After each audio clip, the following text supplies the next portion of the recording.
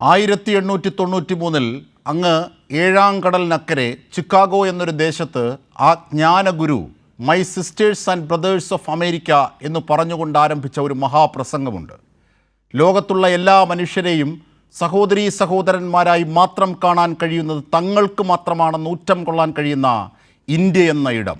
എന്നാൽ ലജ്ജയില്ലാത്തവരുടെ കാളകൂട സംഘം തൻ്റെ നാട്ടിൽ പിൽക്കാലത്ത് രൂപം കൊള്ളുമെന്ന് ആ മഹാമനീഷി കരുതിയിട്ടുണ്ടാകില്ല. സർവമതസാരവും ഒന്നാണെന്നർത്ഥത്തിൽ എല്ലാ മനുഷ്യരെയും സഹോദരീ സഹോദരന്മാരായി കാണുന്ന ഒരു വിശ്വാസധാരയെ പ്രതിനിധീകരിച്ചുകൊണ്ടാണ് താൻ ചിക്കാഗോയിലെ എത്തിയതെന്നും ആ സന്യാസി വര്യൻ പാശ്ചാത്യ ലോകത്തോട് അന്ന് പറഞ്ഞു. സ്വാമി വിവേകാനന്ദൻ്റെ ആ വാക്കുകളെയാണ് ലോകത്തെമ്പാടുമുള്ള മതപരിവർത്തനത്തിനായി കൂടി ശ്രമങ്ങൾ നടത്തുന്ന എണ്ണമറ്റ ഹിന്ദു മിഷണറിമാർ ഇപ്പോഴും ദുരുപയോഗം ചെയ്യുന്നത്. തങ്ങൾ പ്രതിദാനം ചെയ്യുന്നത് ഏതോ സാർവലൗകികമായ മഹാദർശനമാണെന്ന് ഊറ്റം കൊള്ളുന്നവരാണ് ലോകത്തെല്ലായിടത്തുമുള്ള ഹിന്ദുമത പ്രബോധനം എന്ന പേരിൽ പ്രവർത്തിക്കുന്ന ഹൈന്ദവ സംഘടനകൾ ചെയ്യുന്നത്. സമ്പൂർണമായ അഭിപ്രായ സ്വാതന്ത്ര്യവും വിശ്വാസ സ്വാതന്ത്ര്യവും മതസ്വാതന്ത്ര്യവും നിലനിൽക്കുന്ന രാജ്യങ്ങളിലാണ് ഹിന്ദുത്വ സംഘടനകൾ മതപ്രചാരണം നടത്തുന്നത്.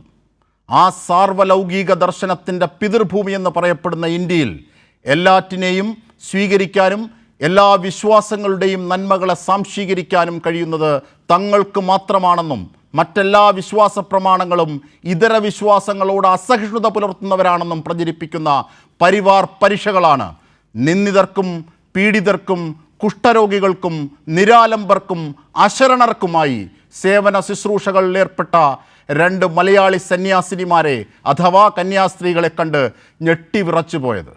കൊല്ലും കൊലയും ആൾക്കൂട്ടാക്രമണങ്ങളും നടത്താൻ പരിവാരം പോറ്റി വളർത്തുന്ന ബജ്രംഗ് ദൾ എന്ന കൊടും വിഷജീവികളാണ് 2 സ്ത്രീകളെ കണ്ട് ഹാലിളകി തങ്ങളുടെ വിശ്വാസം അപകടപ്പെടുമെന്ന് മോങ്ങിക്കരഞ്ഞത് അഥവാ മോദിത്തേങ്ങിയത്.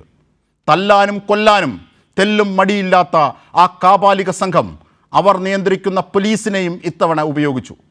നീതിയും ന്യായവും നിയമവും ബജ്രംഗ് ദൾ തീരുമാനിക്കുന്ന നാട്ടിൽ ആ സന്യസ്തർ അറസ്റ്റിലാവുകയും ജയിലിലടയ്ക്കപ്പെടുകയും ചെയ്തിട്ട് 6 ദിവസം ഇതാ പിന്നിടുന്നു. ഇപ്പോഴും അവിടെ 40% ജനങ്ങളുടെ പിന്തുണയുണ്ടെന്ന് ഇലക്ഷൻ കമ്മീഷൻ പോലും പറയുന്ന കോൺഗ്രസ് പാർട്ടിയുടെ പ്രാദേശിക ഘടകങ്ങൾ നിർലജ്ജം നിർദയം ആ ബജ്രംഗ് ദളിൻ്റെ ആൾക്കൂട്ട കാപാലികതയ്ക്കും BJPയുടെ ഭരണകൂട ഭീകരതയ്ക്കും ചുട്ടുപിടിക്കുന്ന ദയനീയമായ കാഴ്ചയാണ് കണ്ടത്.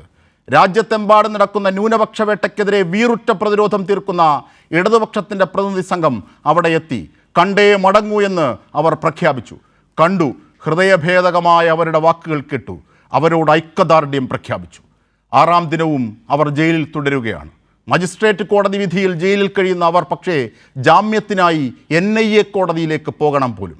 ഈ വിധ്വംസക കാലത്ത് പരിവാർ സർക്കാരുകൾ നിലനിൽക്കുന്ന പ്രദേശങ്ങളിൽ നീതിപൂർവമായ വിധി പ്രതീക്ഷിക്കുന്നത് കുറ്റകൃത്യമാണെന്ന് അറിയാമെങ്കിലും പ്രതീക്ഷയോടെ നമുക്ക് കാത്തിരിക്കാം.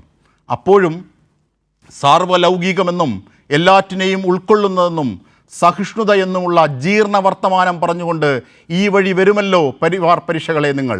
കൂടെ കേക്കും കിരീടവും ഉണ്ടാകുമല്ലോ അല്ലേ?